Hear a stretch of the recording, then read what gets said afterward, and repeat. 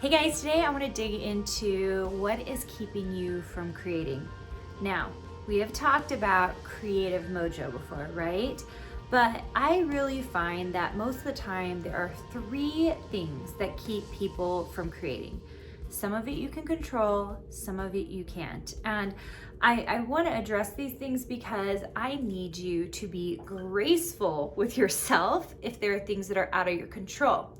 However, I talk to a lot of designers and there is a lot in your control. So let's identify those things and decide if there are ways for you spending more time creating, which I think is part of the reason you're here, because you want to be designing more.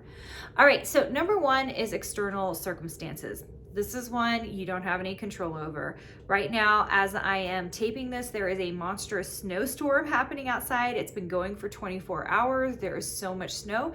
I can't control the snowstorm, okay? So if I'm not creating because of something that I really am not in control of, then you need to be graceful with yourself on that, okay?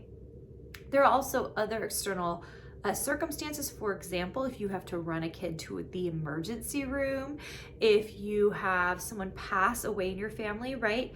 We've got to give ourselves grace. I tell you guys to design every day, but you also need to be thinking of this logically, right? Okay, so can't do that much about external circumstances, okay? So let's not worry about that. We're gonna set that one aside because we all know that is special, right? That's special. It doesn't happen that often, and so I don't even really consider it something that I'm looking for when I'm concerned that a designer isn't doing what they need to be doing in order to be winning and creating.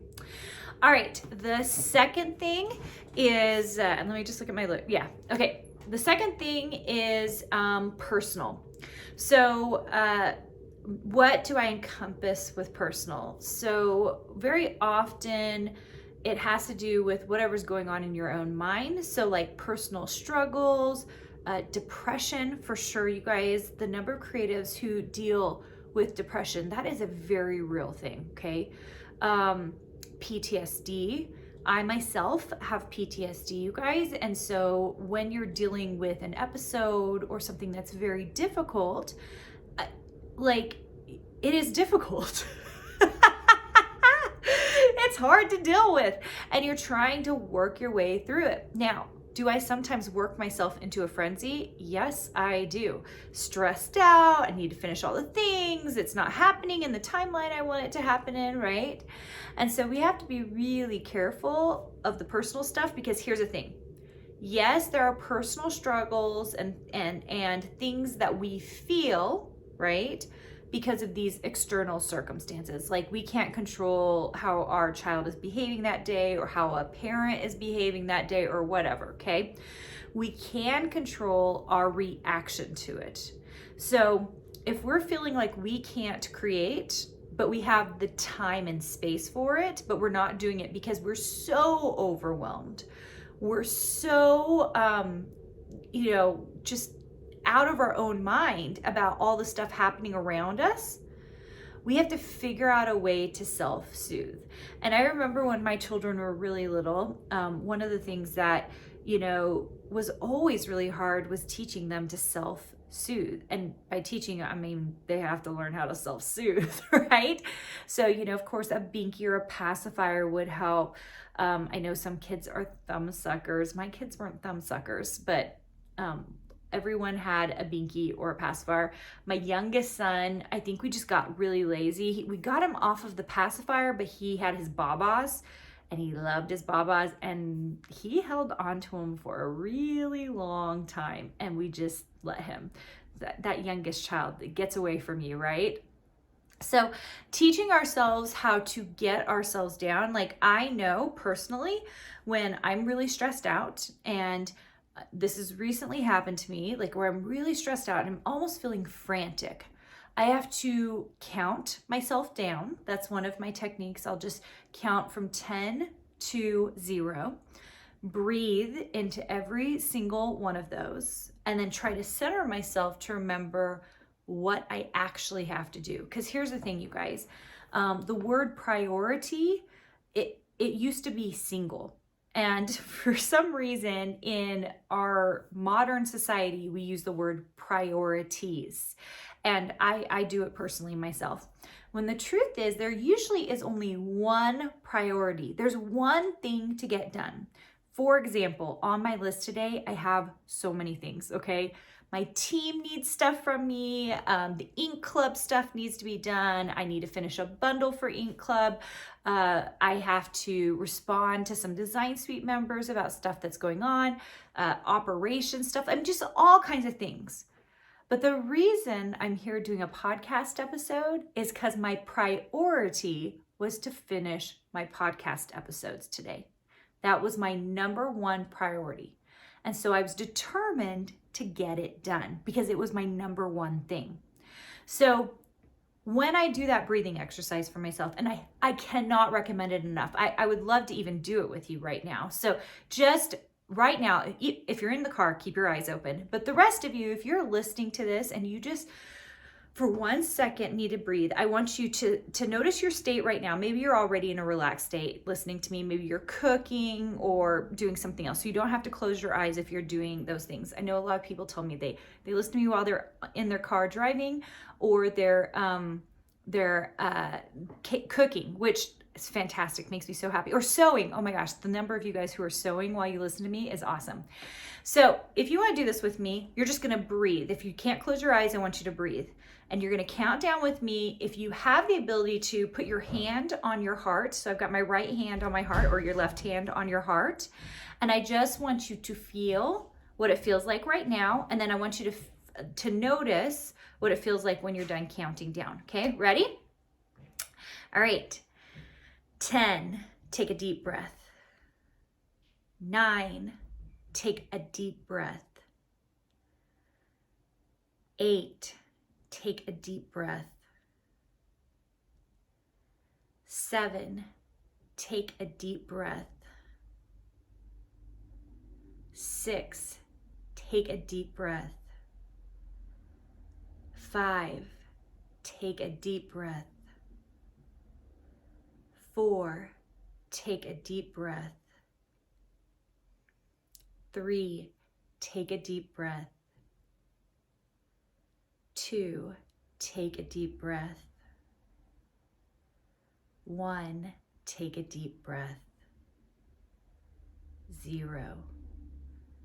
All right, just feel your state, feel your heart and how you feel now versus the way you did over 10 seconds ago. I wasn't even doing all the breathing because I was counting for you guys, but legitimately I feel calmer. It's amazing, right? And so many times when we're stuck in those personal struggles, what will happen is we've like our mind is filled up, our heart is beating really fast, and we've almost put ourselves in that stressful moment. Like we've stressed ourselves out very often. And so I think that's a great exercise for those of you who get a little overwhelmed, anxious. Anxiety is a real thing, you guys. I have a daughter who has a diagnosis with the disorder of anxiety. So it is very real, and you might be suffering from it, but you need to figure out ways to help bring yourself to a place where you can think and figure out what your number one priority is, not all the things happening around you. And for those of you who are trying to become designers, your number one priority might be just to sit down in front of your computer, open up Illustrator and draw one thing, something very simple, okay? Maybe it's to make one fabric repeat today. Maybe it's to make one scrapbooking paper today. Maybe it's to make a single illustration on your iPad. So figure out what the one thing is and just focus on it. Let all the other things slip away. Or if you're like me and you're stressed, you're gonna forget them all, put them down on paper. The power of putting it down on paper, just write down all the things you have to do. They're on the paper. They don't have to be stuck in your brain. And that is so powerful, more powerful than you realize. So hopefully those two things will help you today. I wasn't planning on going into that, but I really I think it's because I'm cozy in my, you guys, I've got my sweater on. I tend to be a hot-blooded girl. And today I was just like, you know what? I'm putting on the sweater and I'm getting cozy and warm in my office, and I have my heater going on my feet. So those two things I really hope will help you. So count down and breathe. And second of all, write down everything in your brain onto a piece of paper so it's out of your brain. So you have a long list, but it's not in your brain, okay? And you can just focus on the one thing that actually needs to happen. Okay, so I call that personal, and we can control what's happening inside. The third thing I think that deters us from being creative, from sitting down and actually doing the work we need to do, is mindset. Sometimes we might be in a calm state, but we've convinced ourselves something. Maybe that you don't have enough time to do something. Maybe that you're not good enough. I mean, I see the general, right? This imposter syndrome. Maybe you've been scrolling on Instagram, looking at all the gorgeous stuff, and you just go, I can't even compete, right? Sometimes that happens. Okay. So how do we deal with that? All right. So easy if you decide you're going to change your thoughts. Okay. So if you know that a trigger for you is Instagram or social media, you have to stop looking at it. And guess what? You're in control of that. You can physically put your phone down and move away from that. All right. We have to put on our big girl pants to do that. The second thing is, if we maybe are cool with looking at stuff, or we're not worried about it, instead it's just changing the thoughts around it of, you know, I think I could make that, or I think I could make that even better, or I could bring something totally unique and different to the table. So there's that. But then there's also mindset stuff around, like, I don't have enough time. I do this to myself. I don't usually have an issue with the comparison thing, but I definitely freak myself out with time. That's because I know that time is not a renewable resource. So I feel very, very, very conscious of the amount of time I'm doing anything. So if I see that I have only 30 minutes to do something, and I know the project is like an hour and a half long, I get frustrated and I feel like, oh, is that even worth starting? The answer is always yes, you guys. And if it's not that project, there is something else you could get done in that amount of time. Even if it's finish all your email, or open up the document, name it, organize it, and maybe add the first couple of squares in that Illustrator document. Does that make sense? I think one of the things as designers we think we need to have is huge chunks of time. I do love a huge chunk of time, but it actually makes us lazier. Isn't that crazy? It really does. Because if you have inordinate amounts of time, you do not give yourself deadlines. That's why they say the busiest people get the most done. Because if your day is fully scheduled out, because you just have all the things going on, all those nooks and crannies of time that you have, you will fit the things in that you have to do and you need to do. Sometimes design feels like the extra thing. You need to treat it like it is the thing. If that is the thing you plan on doing with your life, then it is the thing, and you need to make it a priority. If it is just an extra thing, very often it will not make it into the nooks and crannies, and very often it gets always pushed to the sideline, okay? I'm like this not necessarily with design work, but with projects that don't even have deadlines, okay? At the time of recording this, I'm still working on my fabric line. Why? It got pushed to the side. It didn't have a hardcore deadline, and all these other things I had does. In just a few weeks, you're gonna see me announcing pre-order for my new book. That got prioritized over my fabric line because I knew that there was a certain timeline when I needed to get it finished, when it needed to be edited, when we needed to photograph for the cover. So there were all these things that needed to be done. The fabric line didn't have a deadline. It's whenever I decided I was going to get to it. So we have to treat the things that are our priorities right up front as the main thing that we're doing. All right? All right, you guys, I hope you are creating. I think creating is an important part of our daily lives. I think it makes us feel, fulfilled. It makes us feel successful, and it takes care of an ache, you guys. I think there's an ache in all of us that longs to create. And so part of the reason I do this podcast is because I hope that by you listening to this, you are motivated, that you are excited to sit down at your computer and work on something, to sit down in your living room with your iPad and to draw something out, because I think that need to create is so important. All right, guys, loved having you here. And by the way, if you have not checked out my free training, it's a free workshop, and I do believe it's carinagardnercourses.com/free training. I know I've given you guys some different websites. I think it's carinagardnercourses.com/free training. Go check it out. I'm going to talk to you about some paradigm shifts I hope that you have about the design industry. It will also introduce you to Design Suite. If you've been wondering about my program, that's a great place to learn about it.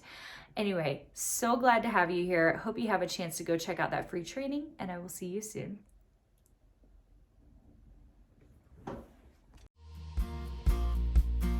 Hey, did you know that you can visit me at makeanddesign.com to learn more about this podcast and join my VIP group for weekly freebies? I can't wait to see you there.